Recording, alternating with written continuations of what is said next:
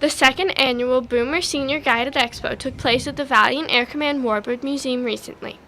While the expo was the main event, the museum itself was also an attraction, with an interesting and absorbing history. We were formed in 1977 with a group of about 11 individuals that just had a passion for vintage warbirds.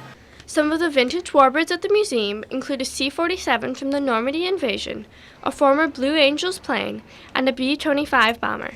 These historical treasures bring back old memories and new emotions for many people. I think that it kind of makes them look back and see and kind of get an idea of some of the sacrifices that were made by the men and women that died in all the way World War I, World War II, Korea, Vietnam, all the way up.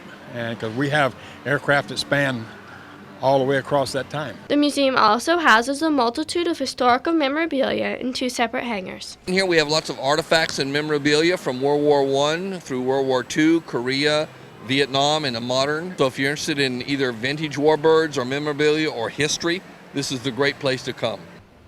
Another way in which the Warbird Museum keeps history alive is through its restoration of vintage warbirds, done entirely by volunteers. It's painstakingly slow work because we're trying to be very, very careful, and naturally we want to do the best job we can. Tuskegee Airman Hiram E. Mann was also present at the expo to talk about his history and the importance of always keeping history alive.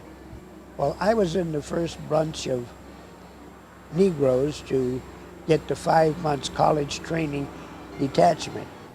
Our group was instrumental in the elimination of segregation in the military. Colonel Mann is a great example of the importance of promoting education and history, which is exactly what the Warbird Museum and Expo does.